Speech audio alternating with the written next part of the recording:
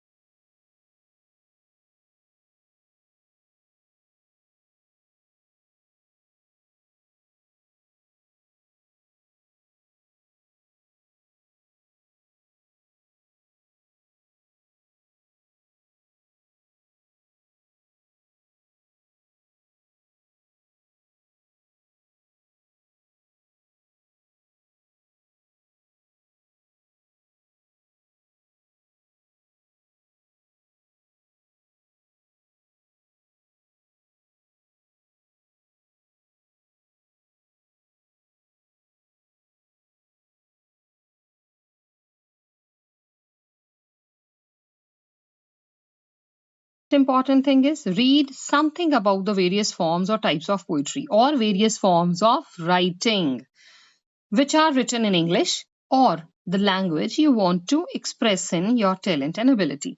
तो जिस किसी लैंग्वेज में आप लिखना चाहते हो उस लैंग्वेज में जो बेहतरीन चीजें लिखी गई हैं उनको कॉपी करिए, उनको पढ़िए. कॉपी करने का मतलब उनको पढ़िए. तो लिस्ट एंडलेस होती है ऐसे वर्क्स की. हम आपको कोई भी बंदा ये नहीं बता सकता ये 10 किताबें पढ़ लो आप एक्सपर्ट हो जाओगे. You have to. Learning is always a continuous process. Keep learning because life never stops teaching. तो जब लाइफ हमें पढ़ाना बंद नहीं करती हमें लर्न करना नहीं बंद करना चाहिए. इसके बाद read a short story of poetry and different poetic trends. तो अपने आप को जिस यॉनर में भी आप लिख रहे हो, जो भी कोई यॉनर आप ले रहे हो, चाहे वो शॉर्ट स्टोरी है, नॉवल है, तो उसकी हिस्ट्री जरूर पढ़ें. ड्रामा है, पोइट्री है, एस्से राइटिंग है, डायरी एंट्री है, एपिस्टलरी नॉवल में एपिस्टल्स की राइटिंग है, पैम्फलेट राइटिंग है, जो भी है आपको उसकी हिस्ट्री पता होनी चाहिए, उसमें जो मेजर ट्रेंड्स आए हैं वो. Remember, all the poets or all the writers, right? All the writers cannot be proficient in all forms of poetry. हर कोई हर चीज में एक्सपर्ट नहीं हो सकता. फिर read about various stanza forms, techniques. तो learn the techniques of writing. इनमें rhythm ये प्रोज में भी होती है, मेलोडी, डिक्शन ये पोइट्री और प्रोज दोनों में होती हैं. तो आपको ये चीजें पता होनी चाहिए. उसके बाद never feel shy of your juvenilia. मतलब अगर आप इमेच्योर हो, आप एक बडिंग राइटर हो, आपको इससे शर्म नहीं करनी. एन अर्ली एफर्ट्स कि आप बहुत अर्ली हो अभी एफर्ट्स में अपने, इससे शर्म नहीं करनी because these are the stepping stones of better work to come. तो ये अच्छी चीज है, आपने इसको देके बिल्कुल सोच के बिल्कुल फील नहीं करना. Keep a diary in which you keep noting down all the memorable things. अगर कोई वर्ड फ्रेज दिमाग में आया तो आपने साथ साथ लिखना है. Then read some of the magazines that publish poetry so that you can acquaint yourself with the type of work they like to publish. ये बहुत जरूरी है. ये बहुत जरूरी है. ये स्पेलिंग एरर हो गया. तो अगर आपको ये पता है कि ये वाला मैगजीन कैसी किताबें छापता है, आपके लिए बहुत आसानी रहेगी क्योंकि आपको आइडिया रहेगा कि आपने एग्जैक्टली करना क्या है, कैसे लिखना है. इसके बाद कुछ और टिप्स हैं. पोइट्री राइटिंग में लाइंडा एंडरसन क्रिएटिव प्रोसेस जो है, जो क्रिएटिव प्रोसेस है राइटिंग का, उसमें एक स्टेजेस बता रही हैं. तो ऊपर वाले कॉमन है, जहां मर्जी फर्स्ट क्वेश्चन में आप लगा सकते हैं वो पॉइंट्स. यहां वो कह रही हैं keep a file of interesting phrases and images, add to it when something engages you. तो एक कहते हैं फाइल लगा लो. अगर आपने स्टेज राइटिंग की देखनी है तो एक फाइल लगाओ, उसमें अच्छे अच्छे फ्रेजेस लिखो और उनको ऐड करते रहो. ब्लॉक योर पोएम आउट रफली, consulting your file to see if anything belongs. This is the modeling stage. तो एक modeling stage आएगी जिसमें आप अपनी पोइट्री को रफ फ्रेम करोगे, ड्राफ्ट करोगे, कंपोज करोगे. Let yourself be led by how the words want to be. This is the initial stage when you let yourself out. तो आपने ये देखना है कि how the words want to be, कैसे आप वर्ड्स को देखना चाहते हो वहां पे, किस हिसाब से आपको लिखना है. तो ये इनिशियल स्टेज है. पहले मॉडलिंग स्टेज, आपने एक मॉडल खड़ा कर लिया, फिर इनिशियल स्टेज यहाँ आपने शुरू किया. इसके बाद आप एक स्कल्पचर की तरह, एक मूर्तिकार की तरह, एक शिल्पकार की तरह आप क्या करेंगे, चिप करेंगे. आप जो नहीं चाहिए आप उसको डिस्कार्ड करते रहेंगे, आप इररिलेवेंट को रिमूव करेंगे. ये एग्जैक्टली सेम है जैसा आपने अपने बीए सेकंड सेमेस्टर में प्रिंसिपल्स ऑफ गुड राइटिंग पढ़ा, एग्जैक्टली सेम. इसके बाद पोएम को कहते हैं, पोएम को लर्न करो by heart, recite it to yourself to see if the sounds right. तो उसको गा के देखो, बोल के देखो, देखो साउंड सही आ रही है. अगर आपको साउंड में गड़बड़ लग रही है तो सुनने वाले को तो वैसे ही प्रॉब्लम लगेगी. तो you have to work on it. और उसके लिए ये नहीं है कि राइटर मेहनत नहीं करते. देखो राइटर कितनी मेहनत करते हैं. राइटर को वो लर्न करनी पड़ती है पहले, देखने के लिए कि राइम सही जा रही है कि नहीं. Finally, check every word, comma, line break and ask yourself if they are absolutely necessary. तो यहाँ आपने फिर ये देखना है कि क्या जो चीजें आपने मेंशन करी हैं वो सारी जरूरी हैं. इसके बाद बहुत इंपॉर्टेंट बात है, it can take many drafts to get the poem right.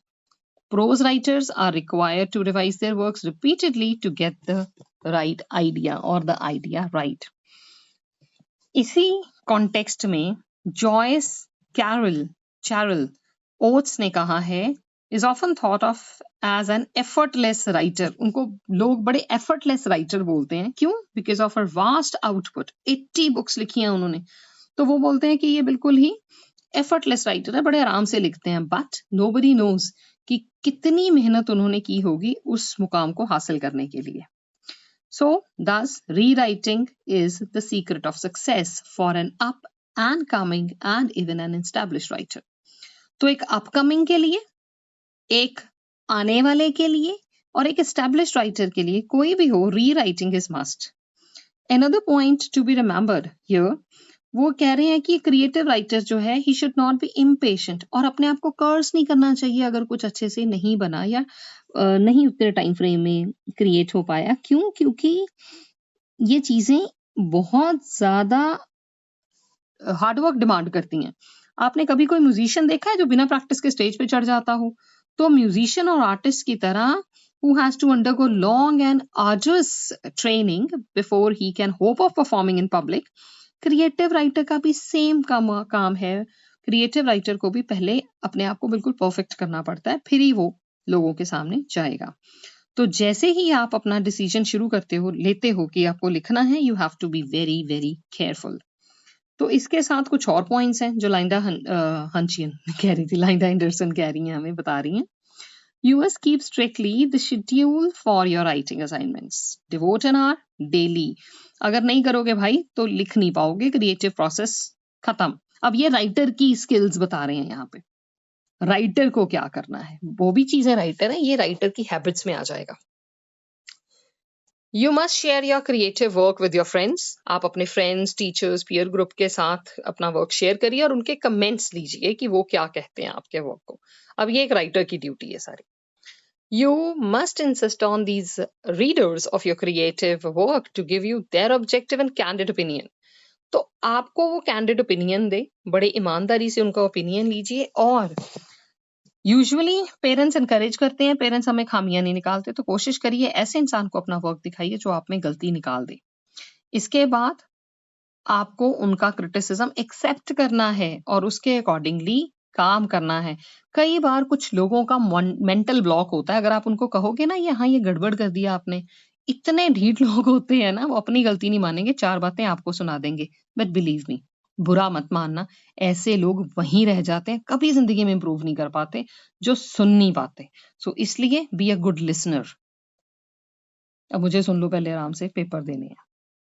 You must try to revise your work on the basis of suggestions and criticism offered by your friends and companions. तो उनकी definitely उनके suggestions पे भी, अगर उनका criticism लिया है तो उनकी सजेशंस भी लो, आपके काम आएंगी. इसके साथ ही remember that you must make original writing through unconsciously, though unconsciously you might echo someone. अब बड़ी बार होता है कि हम, अब यहाँ मैं कौन सा ये अपने मन से सारी मटेरियल लिया है मैंने, लाइंडा एंडरसन का मटेरियल है जो मैं आप मेरे थ्रू सुन रहे हो, राइट. लेकिन कहीं ना कहीं आपका एक डिफरेंट एस्पेक्ट उसमें जो झलकता है ना, that's going to make the difference. वो आपकी प्रेजेंस दिखाएगा. But do not intentionally plagiarise. Intentionally किसी की नकल मत मारो. You must remember echo and plagiarism are two radical different things. एक echo होना मतलब अगर मैं किसी से इन्फ्लुएंस हूं, हो सकता है मेरी राइटिंग में, मेरी स्पीकिंग में, मेरे हाव भावों में उसकी झलक पड़े. एक है जानबूझ के, जैसे मिमिक्री करते हैं ना लोग, वो वाला, वो जानबूझ के नकल मारना है. You must keep in mind that while doing serious creative work, you must relax as well. जब तक आप अपने माइंड को रिलैक्स नहीं करोगे, नए आइडियाज नहीं आएंगे. So rejuvenation is very important.